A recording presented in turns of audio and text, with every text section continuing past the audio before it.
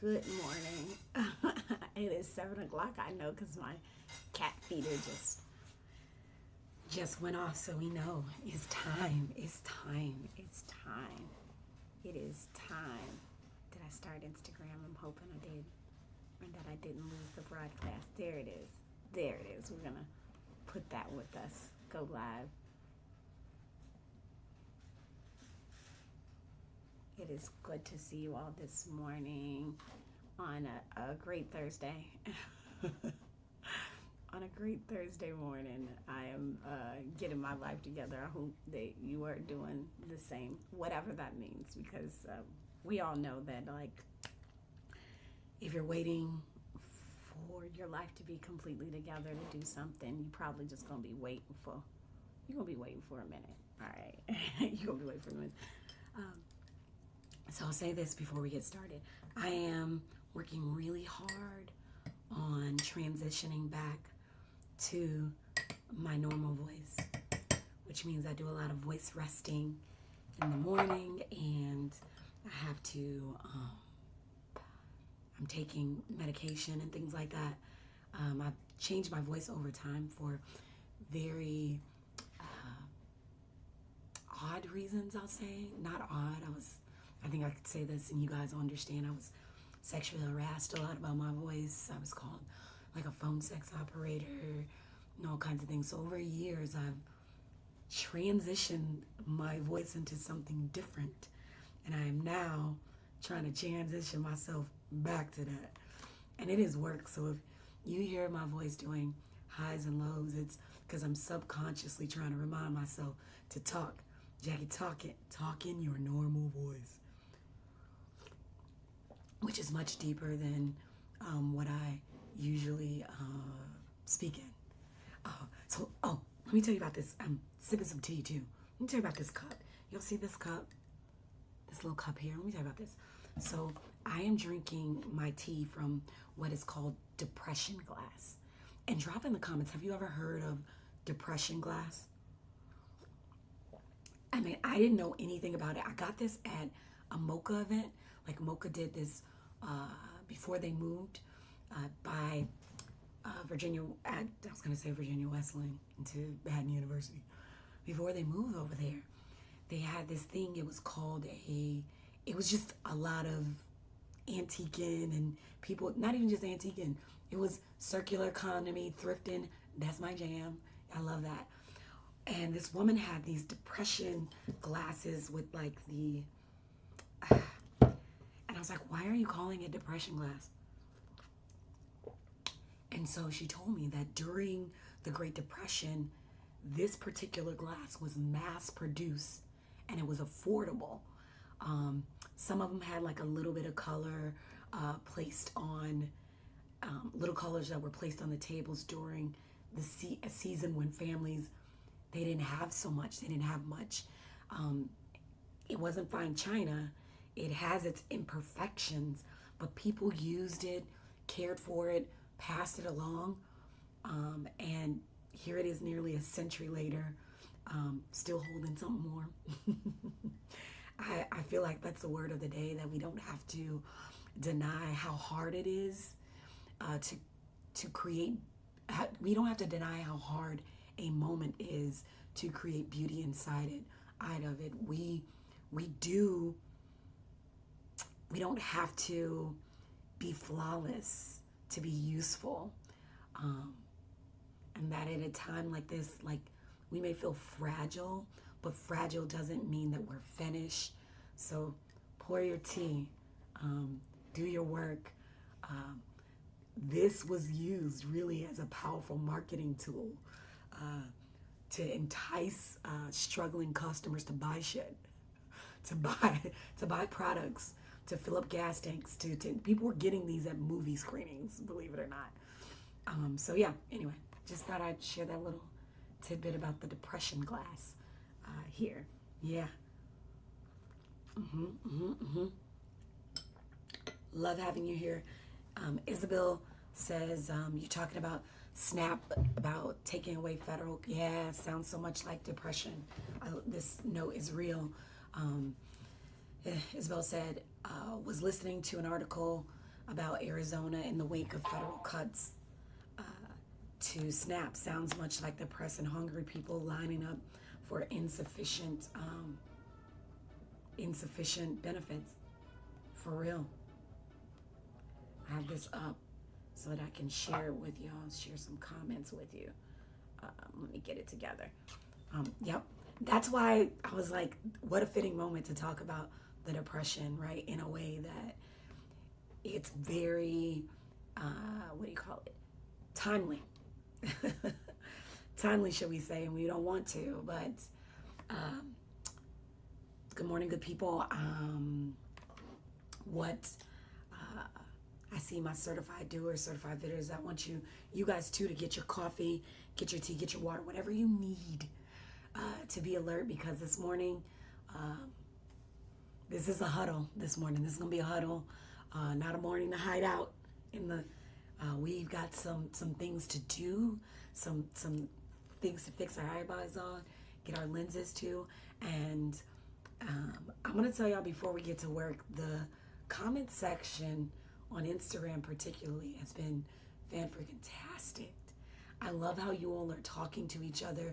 You're asking questions, putting context on things, connecting what you saw happen in our roads and infrastructure to public policy, budgets, and leadership. You know, that is what I want more than anything. It's for us to not use these social platforms only for entertainment, because duh, it is for entertainment, but also to connect some dots.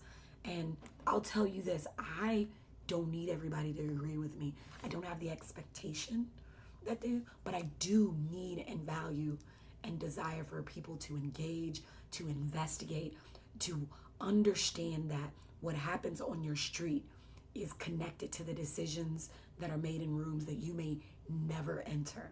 And that is why we're here. Today we're going to talk about those damn flooded roads.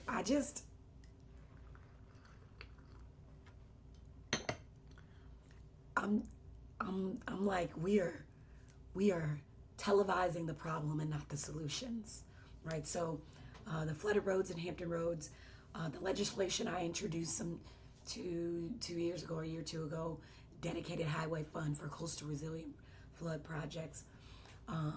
We'll talk about the Virginians that have been caught. Look, people have been emailing my office about election protections. We've talked about this some days. I want to talk about summer school for certified doers. That is this Saturday at Old Dominion University at the Webb Center in this Student Senate room. We will talk about what I'm reading, what I'm listening to, and why this article, I can't wait to show it to you, by James Baldwin is still speaking to us from 1980.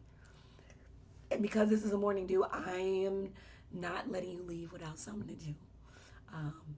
Not just something to be mad about or to repost, but something you can do before next Monday. So let's get into it. Please feel free to drop all your things, stuff and things in the comments section. This is your time, remember that? Yeah, this is your time. Good morning, Phil. Good morning, good to see you here. It is your time. I don't take that lightly that you decide to get up. So let's start with this flooding. And y'all say what y'all want in the comments. I know that you have seen the videos. Am I wrong? You have 1000% seen these videos, and you have seen our streets holding water, vehicles that are trying to make it through, ain't got no business doing it, but trying to.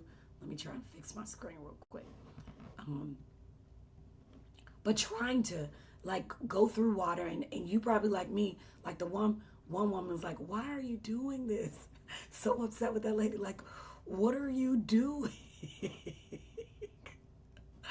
I understand the sentiment. You know, and people are calculating whether the road in front of him is still a road, seeing all that water. And again, we laugh about needing a boat sometimes and the guy jet skiing, because this is how we survive in our area.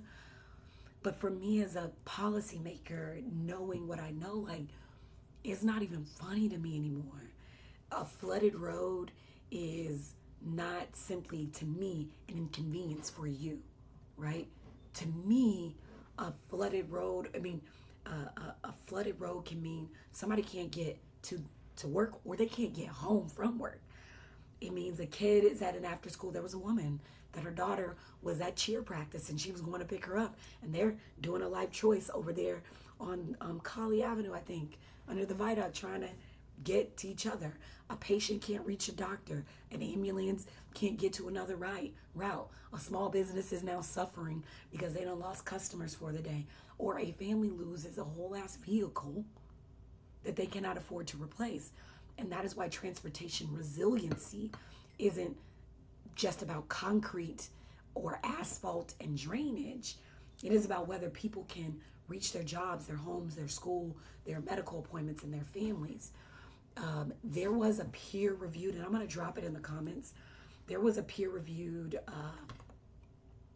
an open access study about recurrent flooding in Hampton Roads, and it examined 1,100 transportation zones that actually Waze flood reports. You guys remember the big statement about Waze is going to be doing flood reports?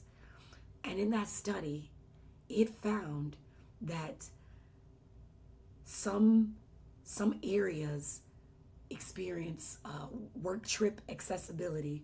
What is it? It's okay. I'm trying to read the little snapshot I had. It found that some areas experience work trip accessibility losses approaching like 50% during the morning. Half of people can't get where they needed to get to in the morning. It also found that communities of lower socioeconomic status, unemployed, limited education, and limited English proficiency communities experience greater losses in access to work.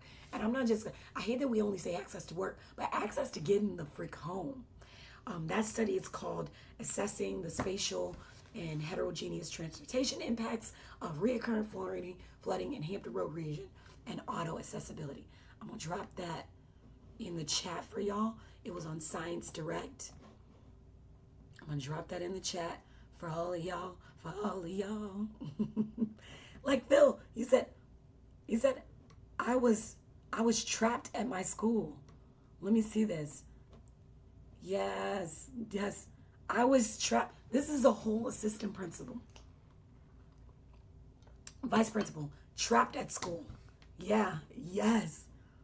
And Isabel says our schools close early if schools are flooded or become unable to navigate. It hurts. It's learning loss. All of this is a problem. It's a problem. I'll make sure I show comments on stage so you guys can see them. But yeah, it's a problem. It's not okay. Okay, so I was confused. Is this a city issue or a state issue? It's a yes and I'm going to talk a little bit about that too, because this is why summer school on Saturday is so important. I need as many of you guys to show up to tell people, when I got elected, I was like, why didn't I know this? And that is why I want to eliminate some of that confusion, give y'all the down and dirty, and help you understand like what the freak is what's actually happening. And it's not even just, it's dialing the right number. Sometimes we call the city when we need to be calling the state, or we need to be calling the federal government. My goal is to get you the right number. We also have like locally for FYI, right? Locally, we have what's called the Hampton Roads Transportation Planning Organization, the HRTPO, and it says that repetitive roadway flooding can damage, and it does. It damages personal property. It causes mistakes erupt. It disrupts the regional and local economy. And the organization who's built here regionally to talk about these things and help the state find solution maintains that public planning resources and those roadways and submergent maps for the region. So the bigger problem here is that Hampton Roads is dealing with water rising and land sinking at the same time, right? We are. And the United States has this, the U.S. Geospatial Survey found that land subsidence, so land sinking, in the southern Chesapeake Bay region has occurred at rates between 1.1 and 1.8 millimeters per year. And they also concluded that land subsidence has accounted for more than half of the relevant, or not relevant, relative sea level rise measured in this region. So that is also increasing the danger of flooding in those low-lying communities. Okay, I will put that survey in here because y'all, you know, I'm not about telling you something without you being able to go and look it up yourself. Where is it at? I'm gonna put that here on all the spaces and places. So yeah, we know the problem. We know water. The water is not waiting on nobody. We know the projects are expensive. If you saw my post, they get 14 to 15% every year. The project costs increase. And we know that roads and drainage systems and pump stations and bridges and tunnels and coastal protections, again, they don't get cheaper because we delayed dealing with them. And Hampton Roads itself as a region, we can't wait for the next emergency and then, pass the hat around afterwards, meaning just decide at the last minute, now we got to raise your taxes significantly rather than 3/10 of a penny or so to do these things. We cannot build, not you, I'll say you can't build generational infrastructure with an emergency bake sale money, right? That's not, we can't be or an emergency car wash on Military Highway. We need to be consistent, dedicated, and we need regional funding. That's it. That's what it boils down to. And that's where I'll get into what I tried to do, because Isabel Maine asked a very valid question. Is this a state issue or is this a local issue? So in 2025, I introduced House Bill 266. I also introduced a bill in 2026. We won't talk about that. We'll talk about where we started. That bill would have established 2 regional tools for us, right? The Hampton Roads Highway Corridor Improvement Project Fund. So a fund to be if you fix 64, then you should also be fixing all of those off-ramps and roads that will have 264 backed up. And it created those are called primary and secondary roads. And then it would have created the Hampton Roads Highway Coastal Resiliency Fund.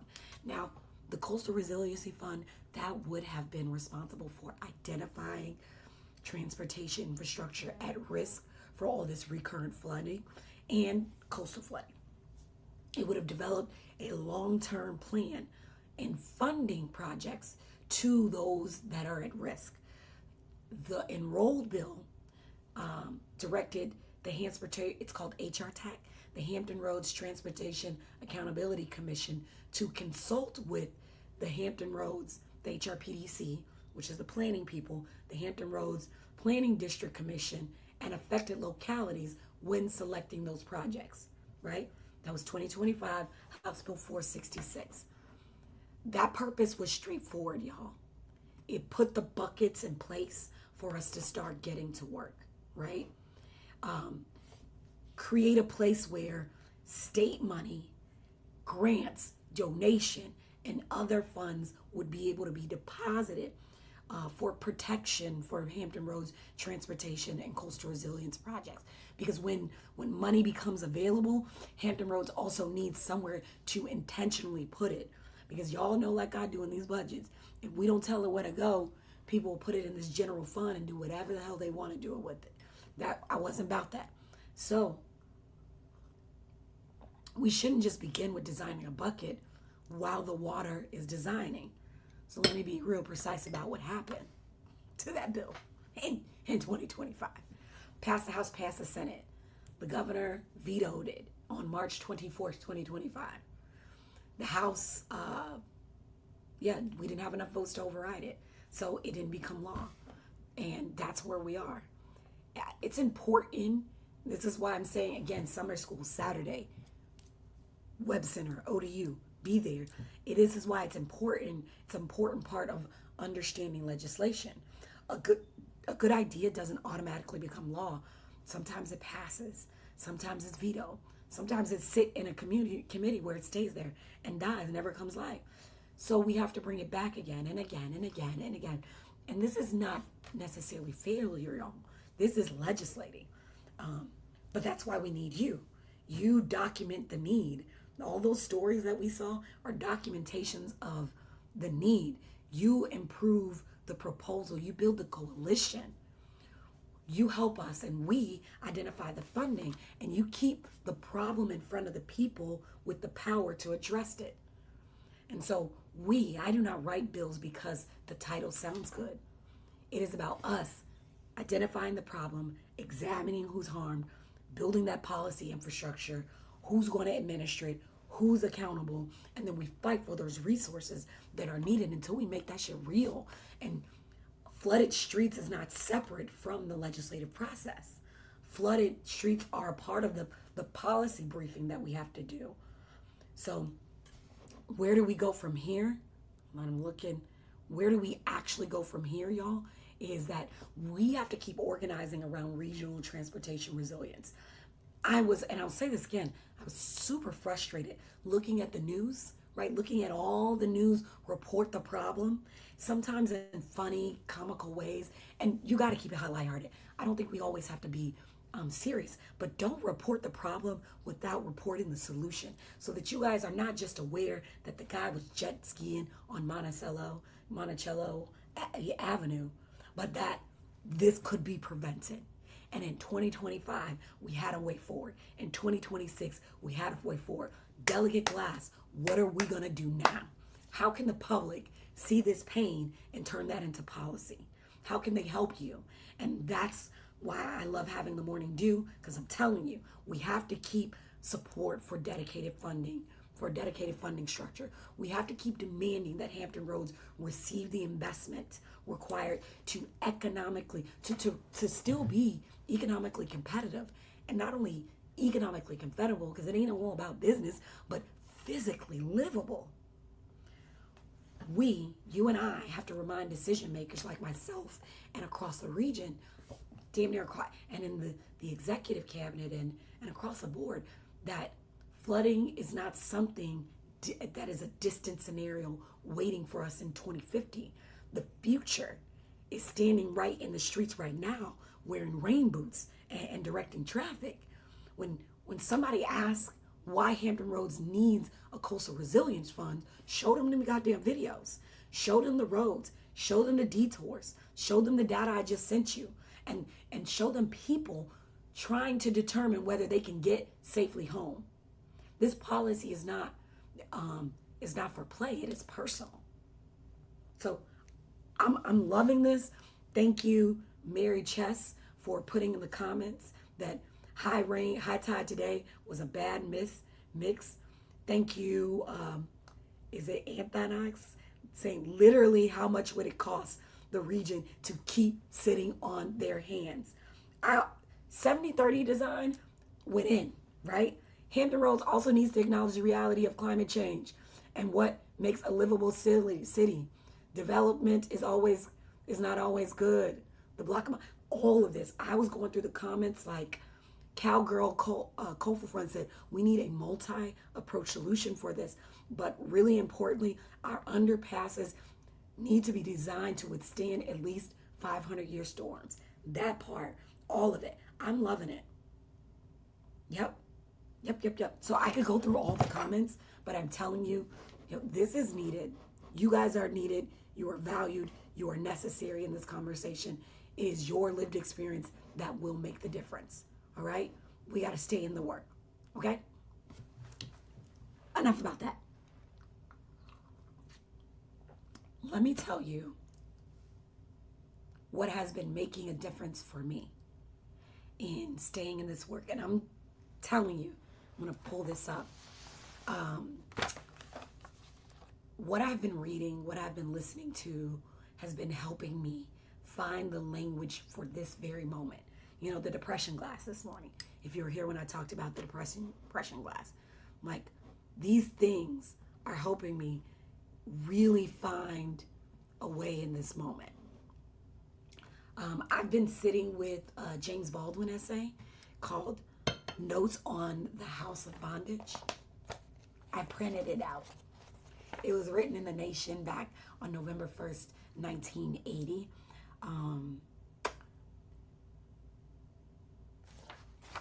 Yeah. So the essay was published immediately before the presidential election between Jimmy Carter and Ronald Reagan.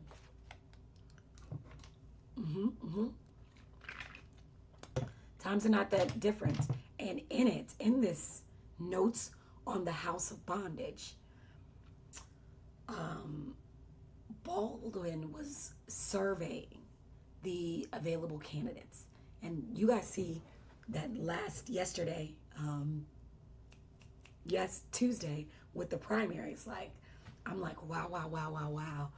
People are calling for something different from these establishments. Candidates, electoral politics. He talked about America's unsolved racial and moral history with profound disappointment. Something that sticks out to me was he said the black man in these United States has always had to deal with four parties. We think it's a two-party, but for Black America, it is the Republican Party of the South, the Republican Party of the North, the Democratic Party of the South, and the Democratic Party of the North. And the way he weaves together the economic experience, the being in the skin experience, it's so relevant. He begins this essay with the line, Gabriel's trumpet is a complex metaphor, right? Literally, Gabriel's trumpet is a complex metaphor. He is telling us that warning does not always arrive as one loud, unmistakable sound. Like warning, just like this flood and stuff. Sometimes warning is at the end of the flooded road, or it's an attack on the legitimacy of an election, or a child whose future has been treated as negotiable. It is our own exhaustion convincing us that nothing can change. Baldwin used the House of Bondage as a metaphor for a nation trapped inside the history it refuses to confront. A house built in denial, a house that is maintained by fear. This house, America, where each generation inherits the unresolved debts of the last generation and calls that inheritance normal.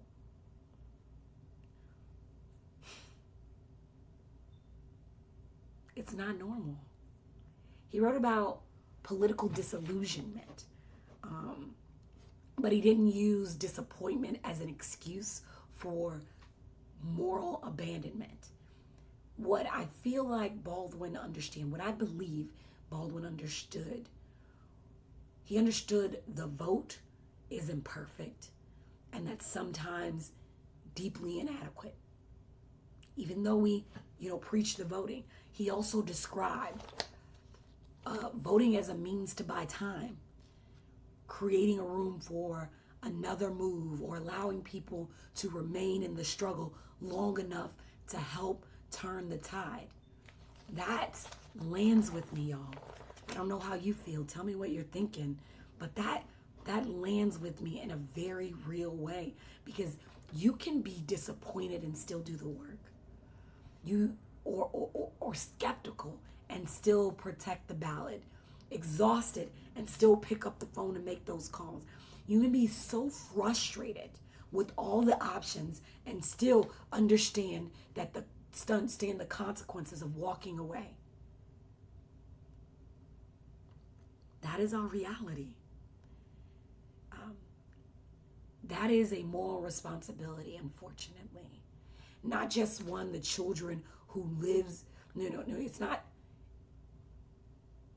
just my little citizens or the children who live in our houses or the kids that look like us. He wrote this line about children. And it says, the children are always ours. Every single one of them, all over the globe. I always say the children belong to all of us.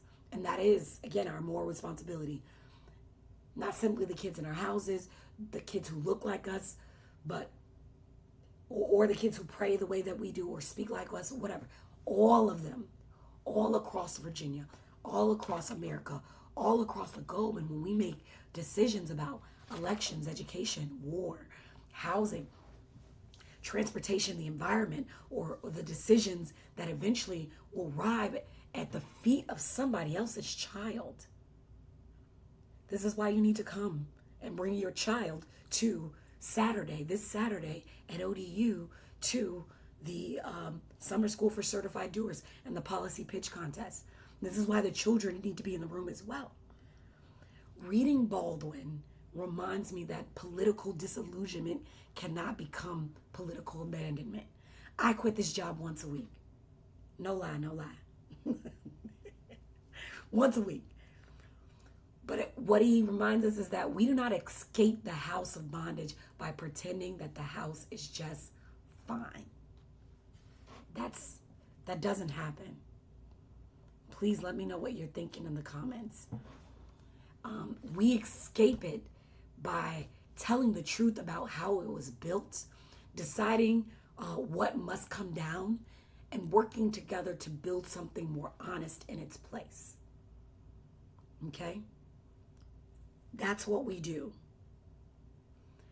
So I want to thank some folks, right? Shout out some folks who called in, right? Who did the things. Let me celebrate a little bit. Several Virginians contacted my office requesting an immediate Virginian election gap analysis, raising concerns about election protection.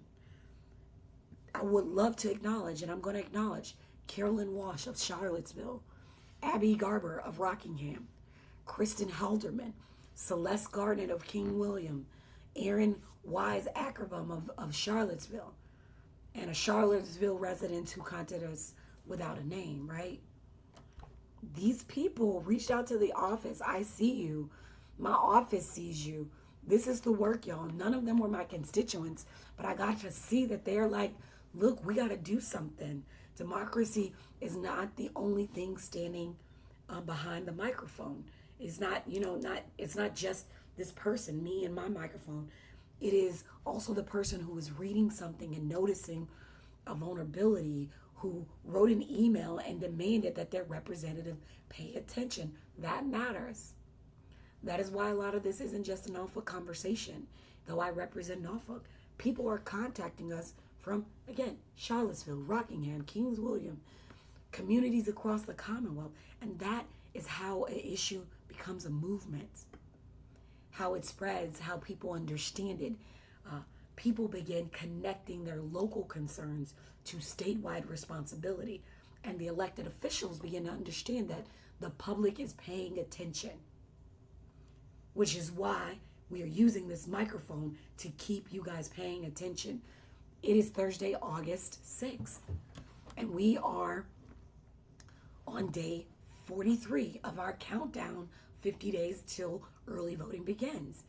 Virginia has early voting that starts Friday, September 18th, and ends at 5 p.m. on October 31st. This is just early voting.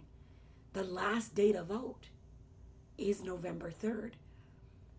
That puts us 43 days away from the beginning of the first day to be able to vote, and 89 days from election day, which means yesterday was 90 days. That is what we call a quiet period, which means there can't be any mass removals of folks from our voter rolls in this federal election. It's a federal law. It's a quiet period, 90 days. Now, can people be removed because they die? Yes, but that 89 days sounds like a lot of time. It is not, because organizing time, right? When we're trying to get stuff done, it moves differently. You got to have the people, you got to remind the people, we got to answer questions, we have to correct misinformation, make sure people are registered, help them develop a voting plan, then check on them. That is why we're doing these 50 days of action. And I asked you guys to come on with us Saturday to ODU at the Web Center, 9 a.m. to Summer School for Certified Doers. Come pitch your policy that you got. That every day we're talking about something you can do to support free, fair, safe, and accessible elections, to make sure that you are connecting your issue with the right folks. Our office is already developing draft legislation intended to strengthen strengthen Virginia's safeguards before Election Day. Because I'm hoping, listen, there's a bill signing tomorrow for election protections right here in Norfolk. But I know we need a special session. Other states are already doing it. The legislation hasn't been filed because, this is not where we're at. But I can publicly say Virginia already has election security measures, including, annual risk audits. These audits they use the statistical methods and manual paper reviews to confirm that our voting systems accurately report the results. The Virginia Department of Elections publishes that information and reports those audits online, right? Our responsibility, you and I, is to keep examining those laws and systems to figure out where are the gaps, what happens before Election Day, what happens during certification, where do voters need greater transparency? Do the election officials have everything they need and support in this time when we have a executive branch at the federal level saying that they put Homeland Security saying that they're going to arrest agents if they don't hand over certain information. That is not required, necessary, or needed by law. Our goal here is straightforward, y'all. No person, party, candidate, or government official should be able to improperly alter lawful ballots or override the lawful choice made by Virginia's voters, period. Our vote must remain our vote, but a bill is still sitting in the draft system and cannot protect it by itself. So we have to activate, we have to call, we have to email, we have to make sure that the public demands this consistency so that it makes it hard to dismiss you. This is why grab them by the ear was so important, right? This is why we did this. Isabel Main said, I brought up election security at the Democratic breakfast. Answer, we're looking at it.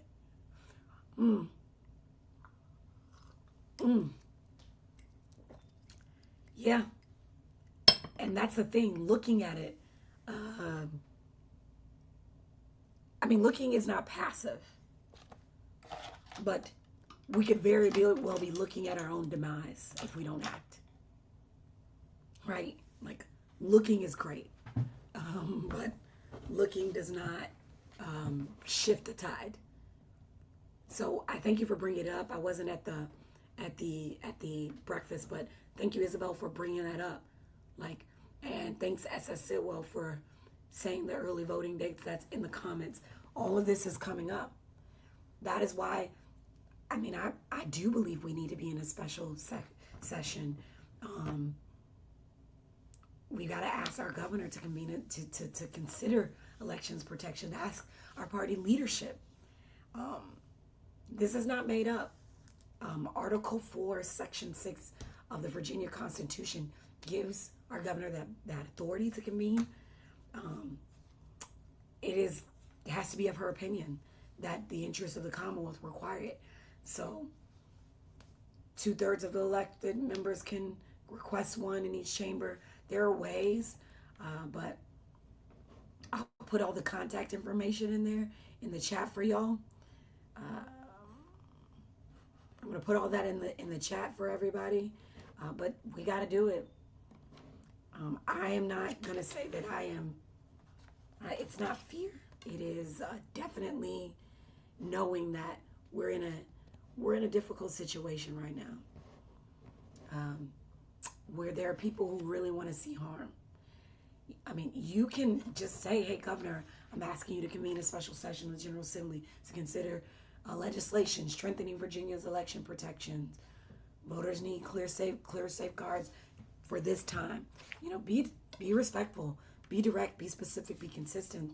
But I'm going to ask you to do it. This is a lot. Activism is consistency. Sometimes you take 1 through 3, 4, 5 requests, but your responsibility is to become informed too, to organize too. Again, not be ignored. Calling is not small. Emailing is not small. Following up is not small. That is how public pressure gets its way. Again, I really need y'all to show up on Saturday at Summer School for Certified Doers. It doesn't matter if your issue is elections, if it is the creative economy, the care economy, if it's transportation. I'm not going to hold bar. This is a place where I am just straight up with you about the process, about pulling and understanding what you need to do based off of what happens behind the scenes. We are teaching. I will be an educator, legislator, and it's at 9. If you got policy that you want, there's another legislator coming too. If you got policy that you want to pitch, come, right? Pitch contest is at 1:30. Show up. It is all ages. But we know we've got some work to do, okay? We've got some work to do. I'm going to show some of the early voting Saturdays and Sundays for you guys. I'm going to put that in the chat for you so that you have that. But this is the work, right? This is the work. I love seeing your comments in the chat.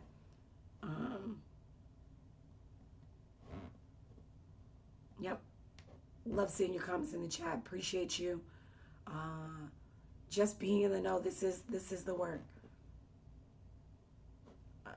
Let's see what we got here. All right.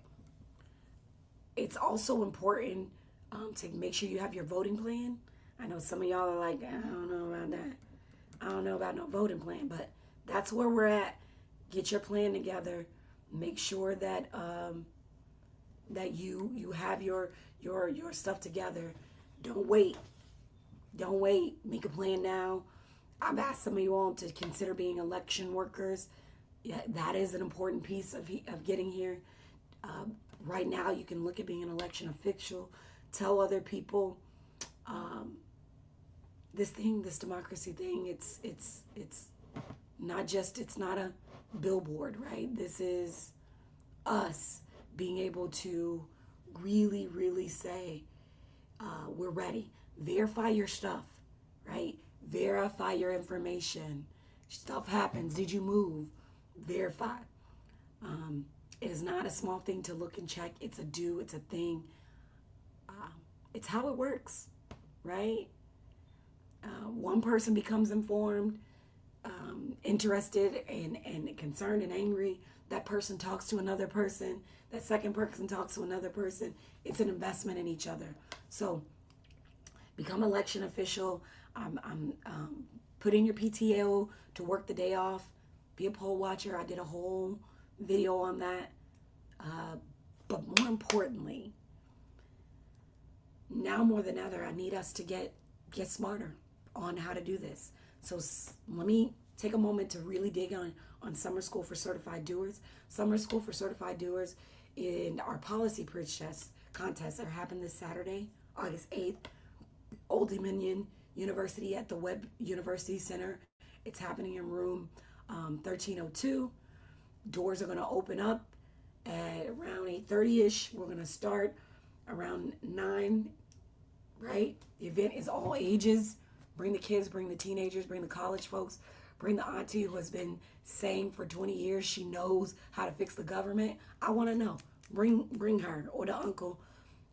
We're going to learn about how laws are made. We're going to take ideas and begin to turn them into policy. We're going to build bills. We're going to practice advocacy. We're going to help people navigate the legislative process with confidence. And then at 1:30, we're going to close with the policy pitch competition where attendees and other folks who will come in, it's like Shark Tank, will be able to give their feedback and have bragging rights to possibly have their idea on mine or another legislator's next legislative agenda in 2027. So this is what I call civic infrastructure. It's not just a event. We have to spend a lot of time telling people that government is confusing, and it's not. Like, we choose to do that. And when we do that, we act surprised when people don't participate because we say it's really confusing.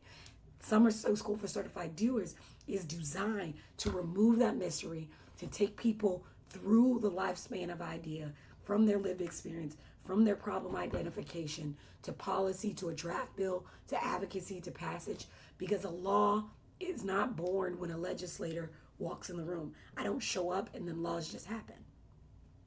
It often begins with you saying, this don't make no sense. This is hurting people. Why we keep doing it that way? Or just simply, I have an idea. That idea deserves a pathway. So register through Eventbrite.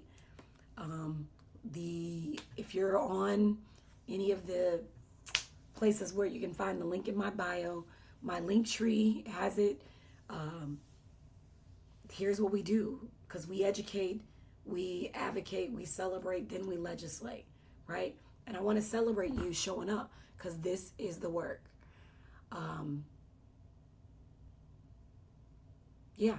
This is the work. This is why we did Grab Them by the Ear, which can be viewed. We've got 2 sessions of Grab Them by the Ear, how to make your politicians do what you want. We got 2 videos up on YouTube for you to watch them. I will place them in the chat here because I want you to have them. I want you to have them. I want you to have them. I love this. Hold on.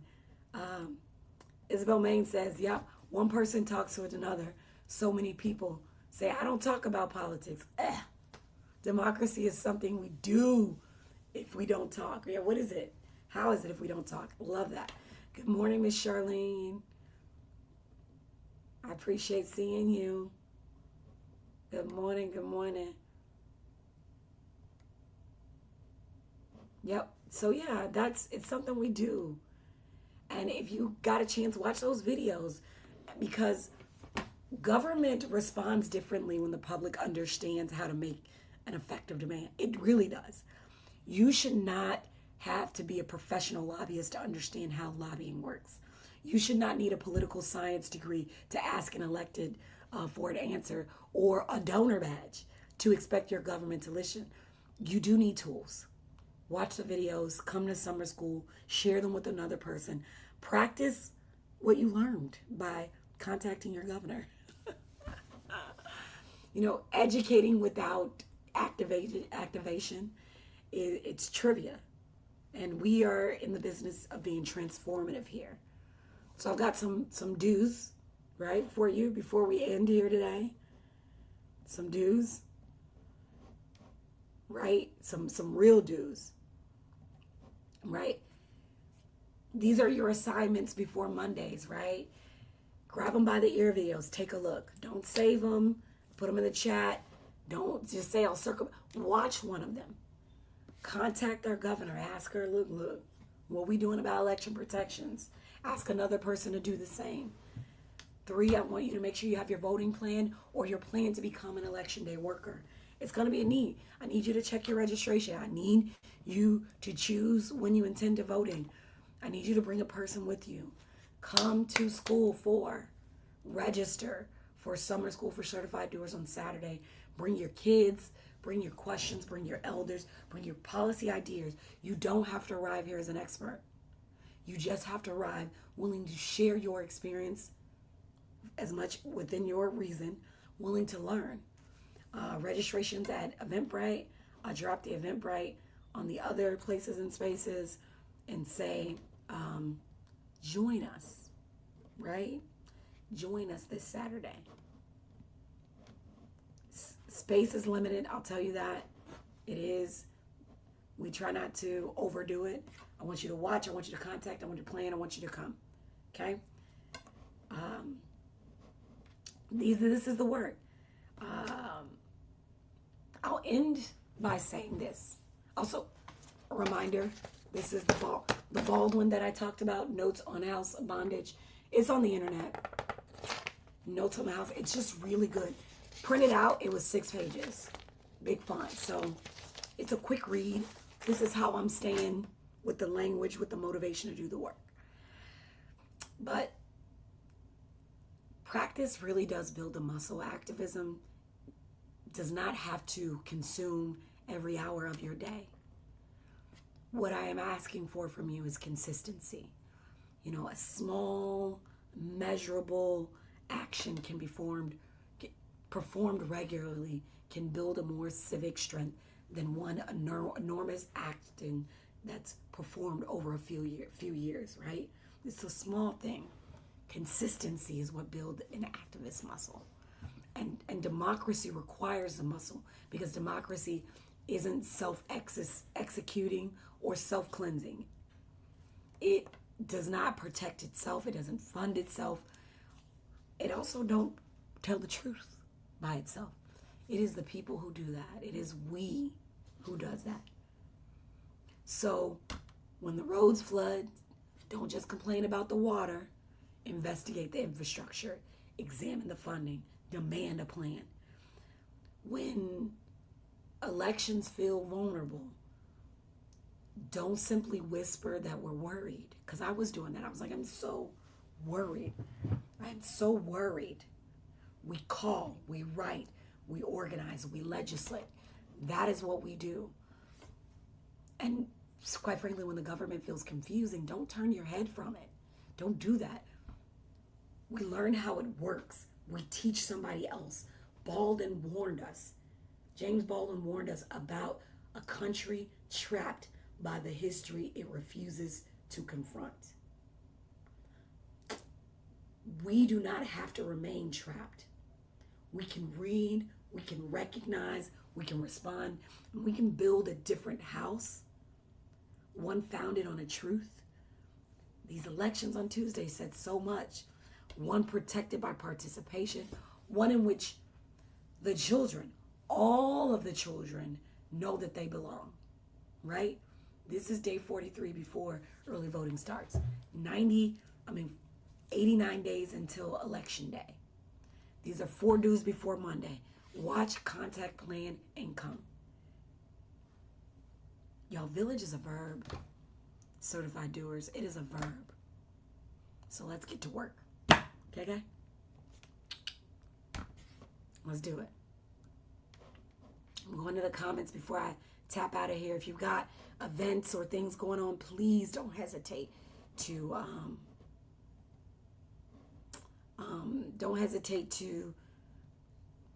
contact our office. Don't hesitate to put it in the chat. I love this. Miss Charlene said my voting plan was set in place several years ago. I have my ballot mailed to me.